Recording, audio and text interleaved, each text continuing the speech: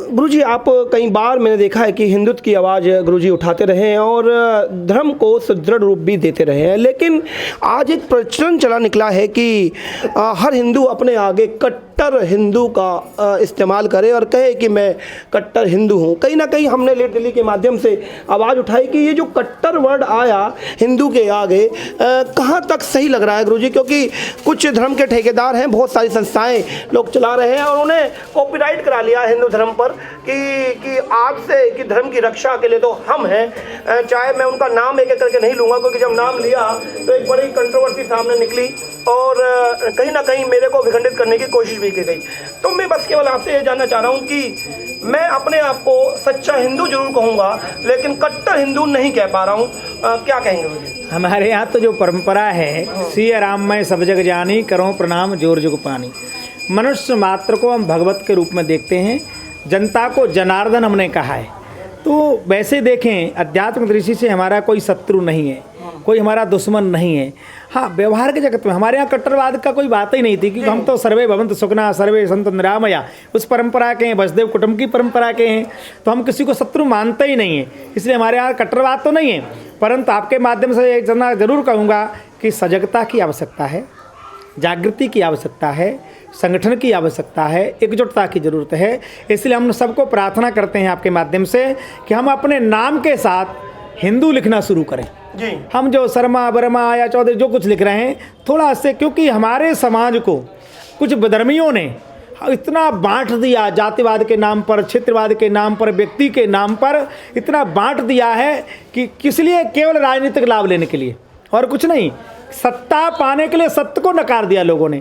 इसलिए आज समग्र हिंदू समाज को, एक पेड़ होता है ना भैया, पेड़ में अलग अलग डालियां हो सकती हैं, शाखाएं हो सकती हैं, उसकी पेड़ पत्तियां अलग हो सकती हैं, पर पेड़ पेड़ है। ये सनातन धर्म वटवृक्ष है, पेड़ है। और किसी पेड़ के केवल पत्तों को आप सींचोगे तो पत्ते ज़्यादा दिन हरे नहीं रहेंगे। हम सब सनातनी हैं, इसलिए सनातन परंपरा को अपने व्यवहारिकता से मजबूत करें। हम सबका समान कर्म है ये। अब हम किसी को डराना नहीं चाहते, पर डरना भी नहीं चाहते। हम किसी की हत्या का तो प्रश्न ही नहीं हो सकता है। चींटी, छोटा बालक गिर जाता है, माँ क्या कहती है? चींटी मर गई। बच्चा हमारा अपनी चोट भूल जाता है, चींटी को देखता है कहाँ मर गई। हमारी तो ऐसी सहजता सरलता है। उसके बाद भी देखो भाई, हम इतना जरूर कहेंगे, कुछ लोग धर्म के नाम पर जो सीधा तलवार लेकर के चोटी और गला काटना चाहते हैं, उसके लिए जरूरी है भगवान कृष्ण, भगवान श्री राम, सब हमारे जितने आराध्य हैं, अवतार हैं, सबने सबको एकजुट किया।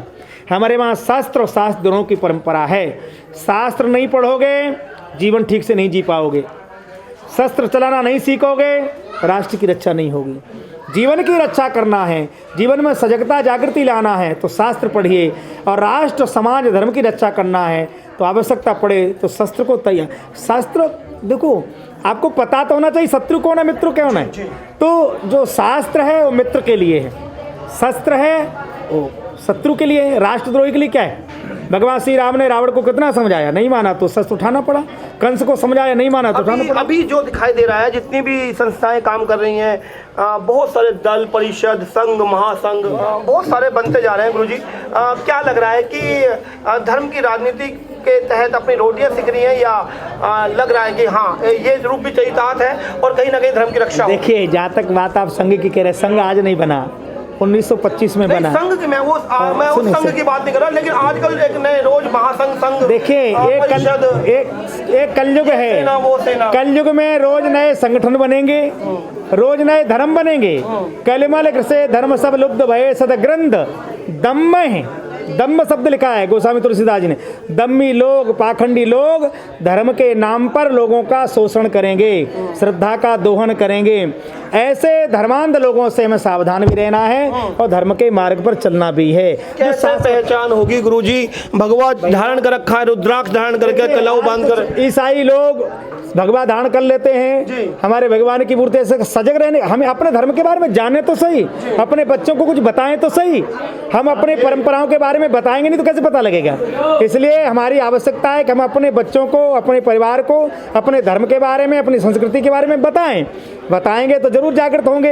आज इतिहास पढ़ाया जा रहा है, हमारा नहीं, संस्कृति पढ़ाई जा रही है, हमारी नहीं, तो हमें बताना तो पड़ेगा अपने बच्चों को। हम नहीं बताएंगे तो कौन बताएगा? तो हमारा माता पिता होने के नाते, धार्मिक व्यक्ति होने के नाते हमारा कर्तव्य है कि हम समाज को जागृत करें।